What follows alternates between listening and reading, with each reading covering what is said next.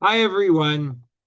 Many years ago, I attended a meeting with the chief of police, the police director, and several other clergy members in Elizabeth, New Jersey. I don't remember exactly what brought us together that day, but at one point we began discussing a problem with cars speeding through one of the neighborhoods near a house of worship. One of the clergy asked the police officials whether they could do something about it. They explained that they would take a number of approaches. Sometimes they would station an officer in the area and issue tickets, and that they hoped would discourage the speeding.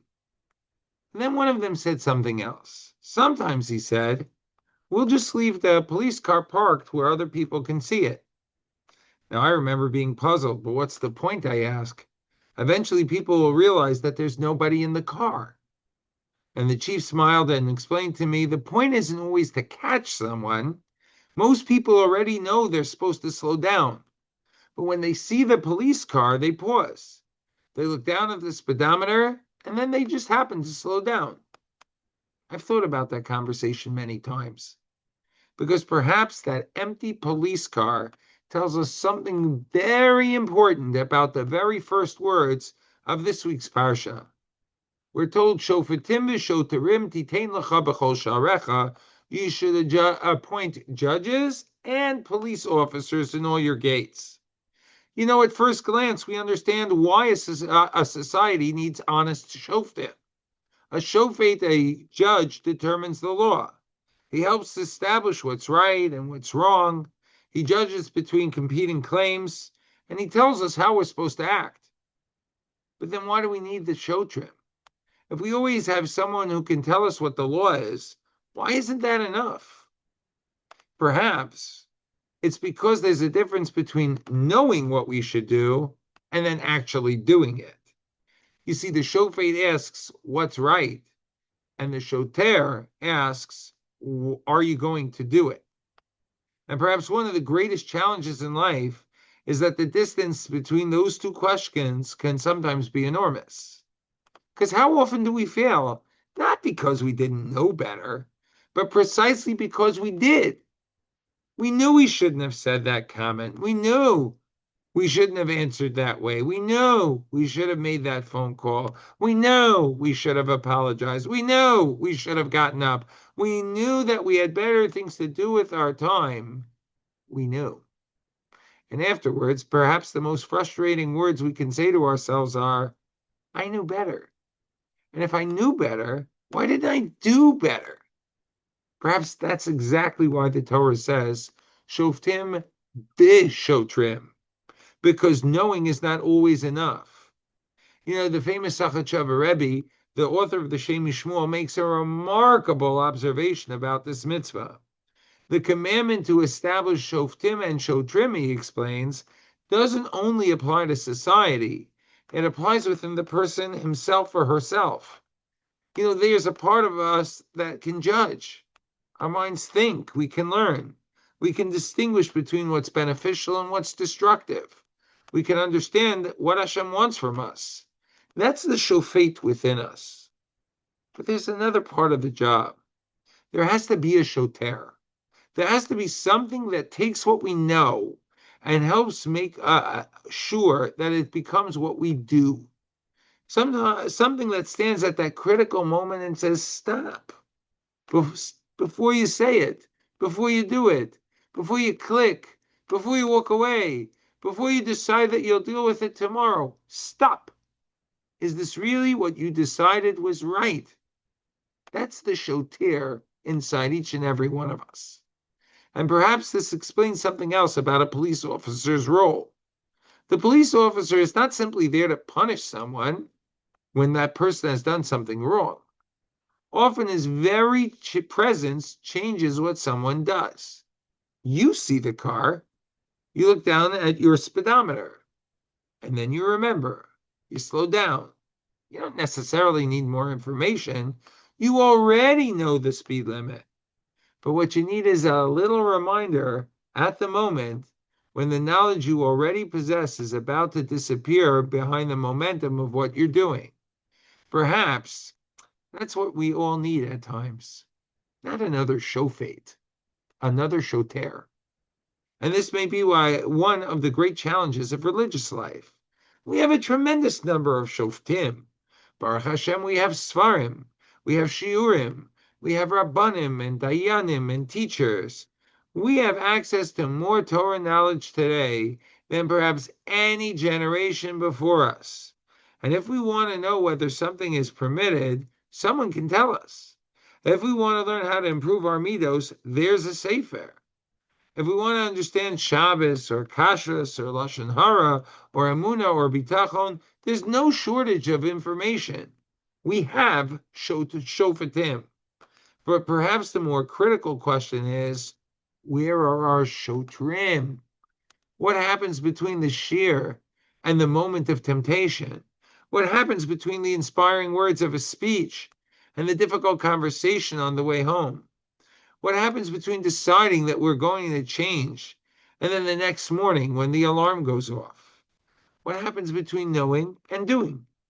That's where the shoter has to stand. And perhaps that's why the Torah adds two words that we shouldn't overlook. Bechol she'arecha. It's at the end at all of your gates. The late great Lubavitcher Rebbe explained that a person too has gates. At the gates through which we interact with the world, our eyes, our ears, our mouth, and other faculties, we need to establish our own internal shoftim v'shotrim, determining and guarding who should enter, what should enter, and also at the same time, just frankly, what should leave. Think about our gates. The eyes are a gate. What are we allowing to enter? Our ears are a gate. Whose voices are we allowing to shape us? The mouth's a gate. What are we allowing access to enter? And also to leave? Our hands and our feet. They're all gates. Where are they taking us? So what does it mean practically to appoint shotrim in our lives? Perhaps it means recognizing that good intentions need help. If you know that you spend too much time on your phone, perhaps your shoter is not another long article explaining why that's a problem. You already know that. Perhaps your shoter is deciding where does that phone go at night. If you know that you want to get to minyan, perhaps your shoter is not another speech about the importance of tefillah. Perhaps it's an alarm clock placed across the room. If you know that you need to learn consistently, perhaps your shoter is a chavrusa who's waiting for you. If you know that anger gets the better of you, perhaps your shoter is a decision never to answer immediately when you feel yourself becoming angry.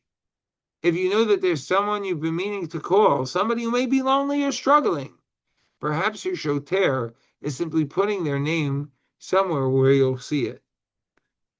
These things may sound small, but so does an empty police car. There's nobody inside it.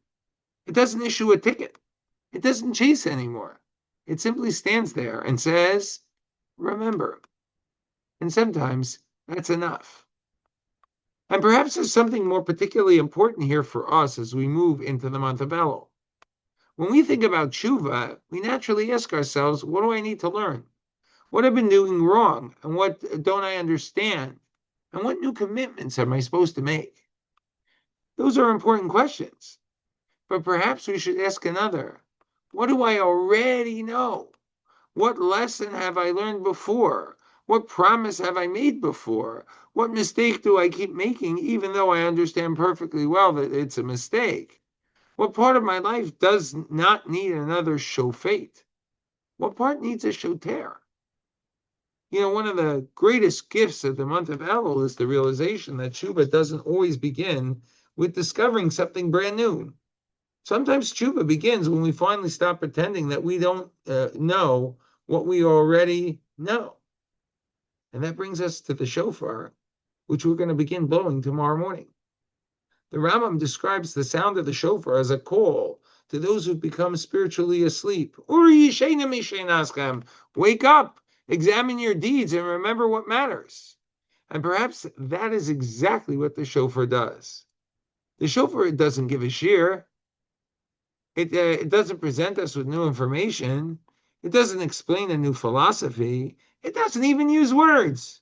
It simply interrupts. It breaks through the noise. It says, stop. Wake up. Look down at the speedometer. Are you going too fast? Are you heading where you intend to go? Have you forgotten something you once knew? In that sense, perhaps the chauffeur is the greatest shoter of all.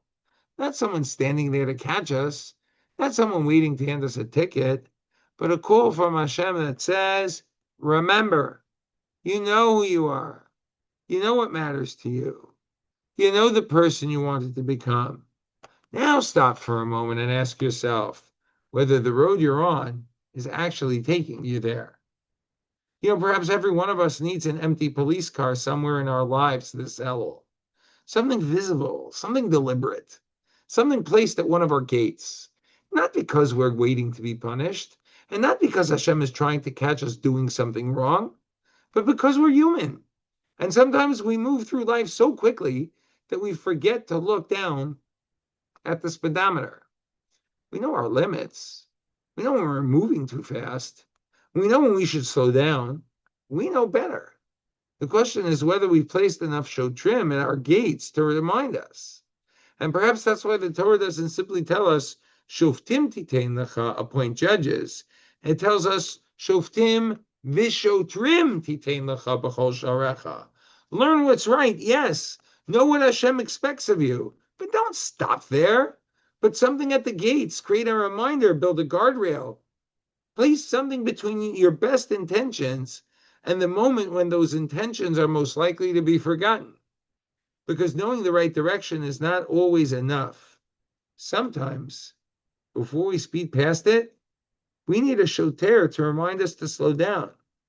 And when we hear the shofar of Elul this year, perhaps that's exactly what Hashem is asking us to do. Stop and remember and live what you already know.